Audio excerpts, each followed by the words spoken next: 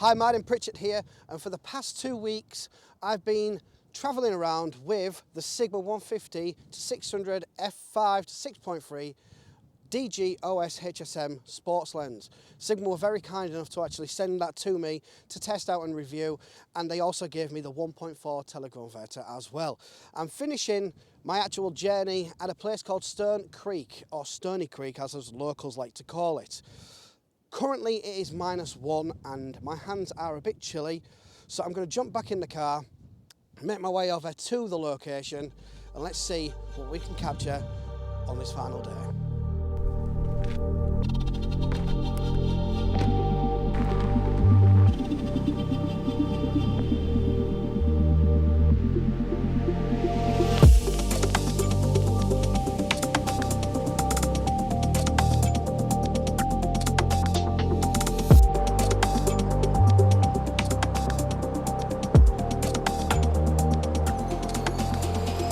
Finally made it to the location, that being Stony Creek at Sunk Island.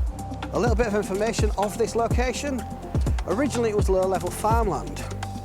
Over time, major storms came in, flooded the area, bringing also sediment from coastal erosion further up the actual coastline of the North Sea, bringing it all the way down the Humber estuary and dumping it right here. And over time, this land level has risen above the sea level, creating a natural habitat for a lot of species of wildlife, including marsh harriers. 2 have actually been around recently. I'll see if I can film some of that when they do return. They do keep coming up and down. I'm going to spend a couple of hours here going through this lens. Of course, I've had 2 weeks with this lens, and this is the final day.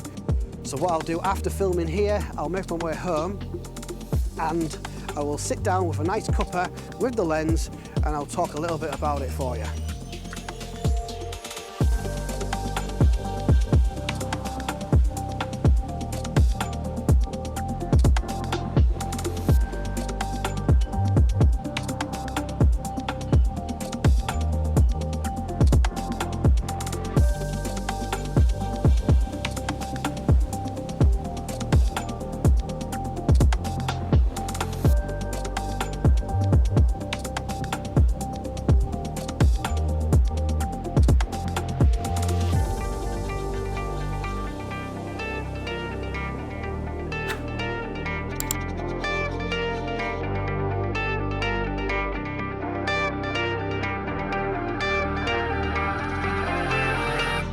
Finally back home in the wharf and nice and cosy. I've got my mug and of course this mug too, smiley face.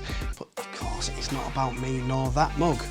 We are here to talk about this lens, the Sigma 150-600 f5-6.3 DG OS HSM sports lens. Yes, I've said that a million times to remember it off by heart.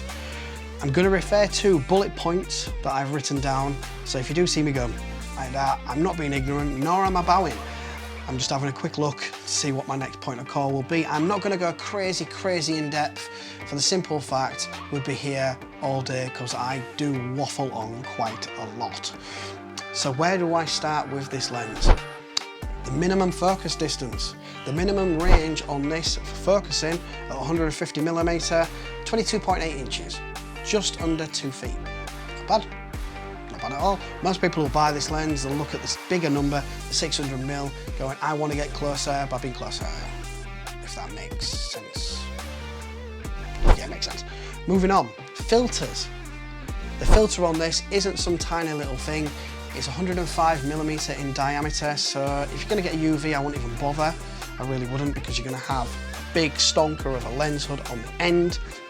That's made of metal. That is more than enough to protect that main element. What I would do though is a polarizer lens if you wanted to be creative and remove reflection out of water or anything like that. Then I'd definitely look at that.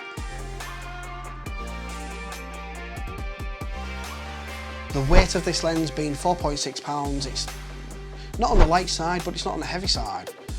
From my experience, I'm fine holding this handheld. I do a bit of a technique where when I'm walking in the field, I'll switch hands with a lens. From time to time, I'll just switch over. I just subconsciously do that. Now, this lens brand new does come with a strap which connects to the collar on here, the tripod collar, comes around, brings through, and it can go around here. So Sigma have thought that through. They have realised that, yeah, this is, to some people, it's going to be a heavy lens. So they've been grateful enough to actually put a strap into the actual box with this. And it does come with a nice cushioned bag as well, storage bag, which works out really well when you've got it all stored away in the corner. I personally would look at using a monopod. If you were someone who's petite and you didn't want to really carry a heavy lens around, monopod would be the option for you.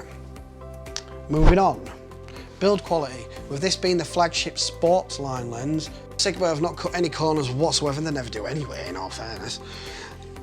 This just feels stunning. I really do like the way the ring moves and feels. It's not too slack and it's not too tight. It's got a nice bit of resistance there. Some lenses you do that and it shoots straight off, but because this has got just that little bit of tension, you can be more precise with your focal length. Of course, Sigma being Sigma, they've done this so it's a dual action zoom, so you can do the twist or you can do pull. You choose either either. The ergonomics of this lens, with it being full metal, of course it's got a resistance coating on for water and oil. I've had this out in the dust, I've had this out in the snow, and I've had this out in the rain and high winds. I've not wiped it down. It's completely fine. I would suggest for anyone who has never had a super telephoto lens, don't go straight out and just buy it. I would go to Sigma directly and rent one first, so you get a good feel of this lens. I'd rent it, and then if you feel this is too heavy, then go for its smaller, lighter brother, the Contemporary. Next part that I'm going to talk about, the stabilization, which is this switch here. It has a 1 and a 2. The 1 is for all axis. I'm not going to, I nearly did what I was going to say. It does all axis, so that's brilliant for wildlife photography. Number 2 is for panning, so from left to right. That's perfect for sport and motorsport photography. The autofocus, it's been absolutely fine.